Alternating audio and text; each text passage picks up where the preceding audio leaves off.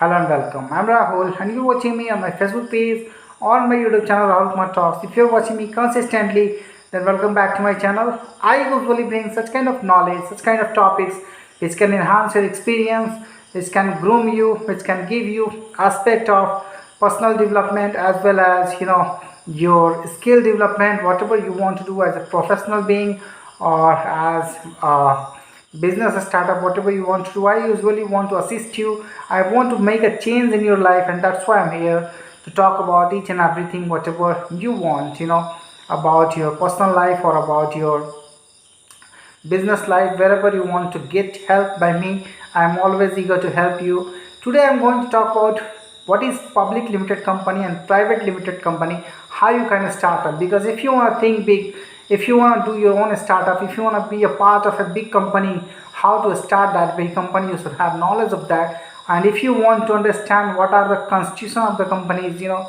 these are the constitution of the company. Companies are defined how it can be managed, who will be directors of the company, who will be the shareholder of the company or the partners of the business.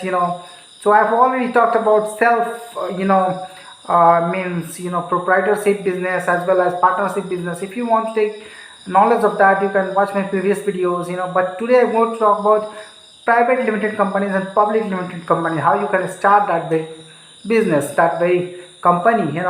So company is a legal entity which is perpetual. It is defined by 2013 Companies Act. And you have to understand that company is a separate legal entity. And if you talk about what is difference between private limited companies and public limited companies, then in public limited companies, share can be enlisted, can be traded, means public, general public can buy the shares of the company, they can be shareholder of the company. Whereas private limited companies, in private limited company there will be minimum 2 shareholders or maximum 200 shareholders, or it cannot be traded on a stock exchange. It will be private, its ownership is private, but the liability is limited. Your personal assets, your individual assets will not be attached, will not be liable for the payment of any kind of debt of the company.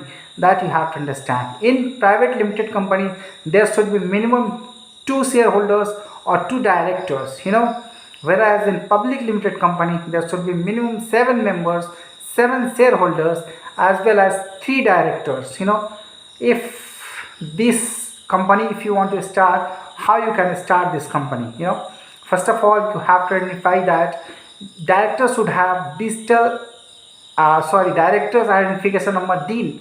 They should have DIN, and they should have a digital signature certificate. For that you have to apply for DIN. You should have DIN, and directors should have DIN, and then they can apply for digital signature certificate. And thereafter, with the memorandum of association, an article of association, they can apply for the certification of the private limited companies to ROC, registrar of the companies.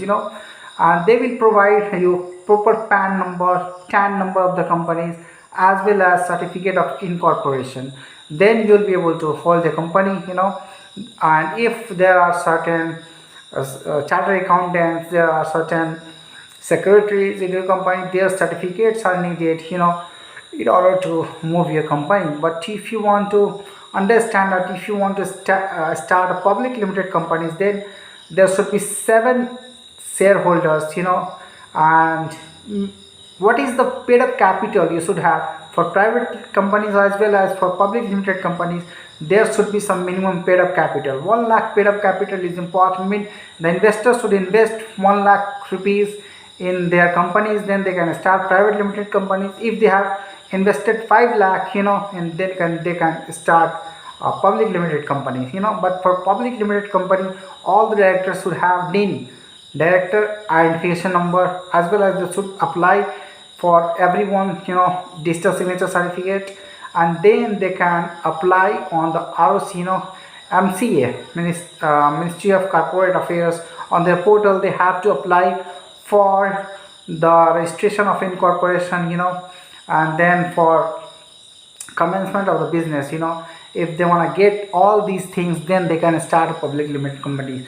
So these were my thoughts, and wanted to abreast you of this kind of development. The constitution of company, you would be knowing that, but if you want to start, you should have, your every individual directors and shareholders, their identity card, their address proof, you should attach with that. And thereafter, the company's address where you want to start that very business, and if the